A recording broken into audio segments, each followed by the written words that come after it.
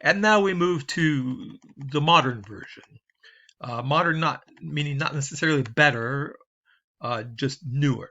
Merton's strain theory works primarily at the macro sociological level in the sense, let me type it first, in the sense that, well, I can't even spell sociological. Not a good sign. Okay, there we go. I can spell it, I just mistyped. Merton's strain theory works primarily at the macro sociological level. This means that he's looking at wide-scale social structural features. So, for example, if a society discriminates against a certain minority and does not give a certain minority equal chances to succeed legitimately, that group might be more likely to turn to crime. They feel strained, they feel frustrated. In the 1980s, Robert Agnew comes along and he expands on Merton's theory in the sense that he retains the idea of strain or frustration, but he moves to the microsociological level.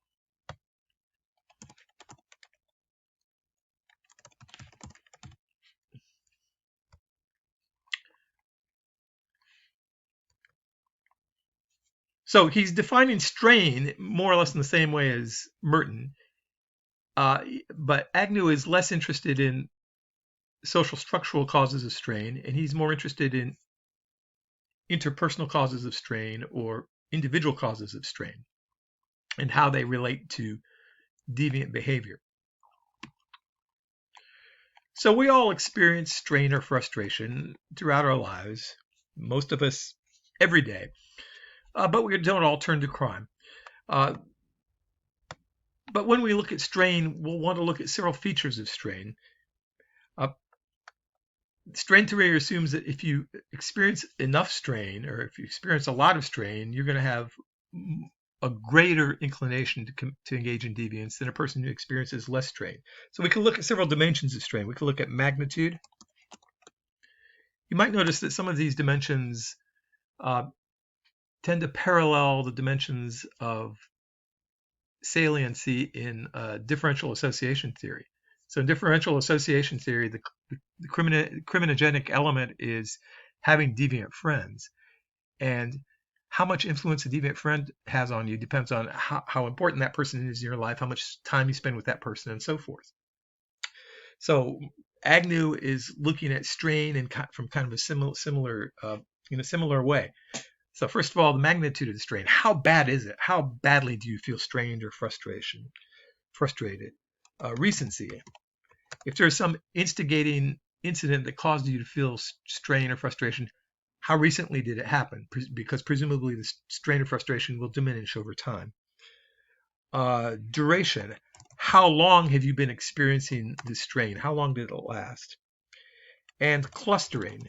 If you experience multiple causes of strain simultaneously, then you're going to be a whole lot more disturbed than if you only experience one cause of strain. So Agnew is telling us that strain can result in crime and delinquency through the development of a generally negative attitude about other people or about society. Repeated or chronic strain may lead to these hostile attitudes, just a general dislike of other people, a suspicion of other people, and an associated tendency to respond in an aggressive manner. So for Agnew, then, strain is primarily the result of negative emotions within an individual, whereas Merton thinks that strain is caused by unfair social structures, unequal social structures. So they're both looking at strain, but from different angles.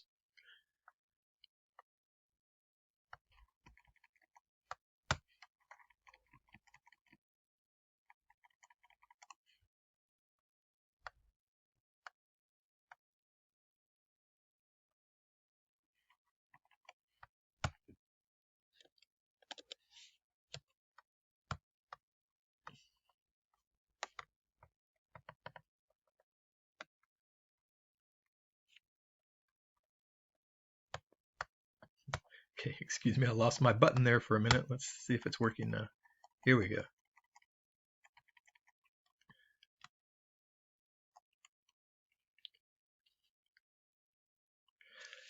Agnew points, I like this paragraph here. Agnew points out a potentially fatal flaw in Merton's version of strain theory.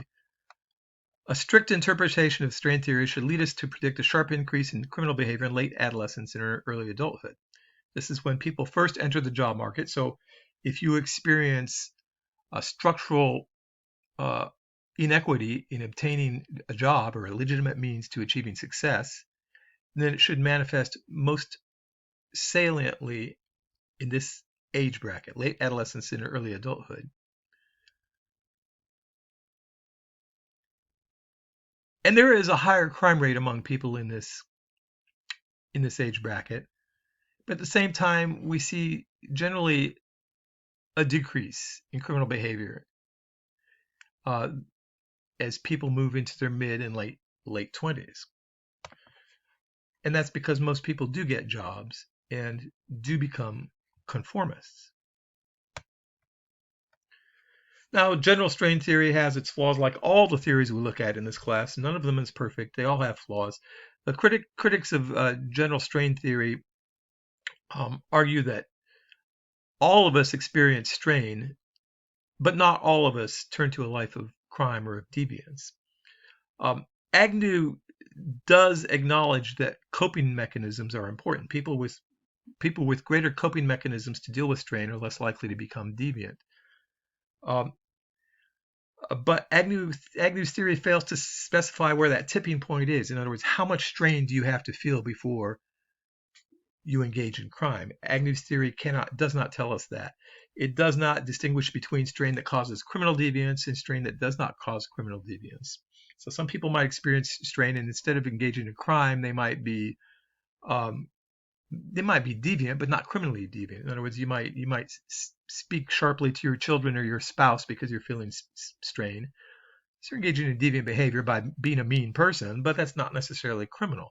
So Agnew's theory doesn't really tell us how strain becomes criminal or not.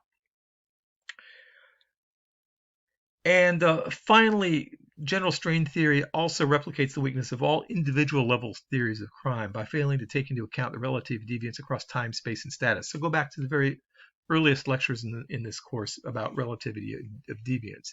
Any theory that focuses on the individual deviant, is going to be flawed, because you take that deviant out of his current social setting and send him to a completely different culture, his behavior may be conforming to that other culture. So in that sense, deviance is defined by society, not at the individual level. The policy implications of general strain theory are also disappointing, and this is not a failure of the theory, but it's suggesting that if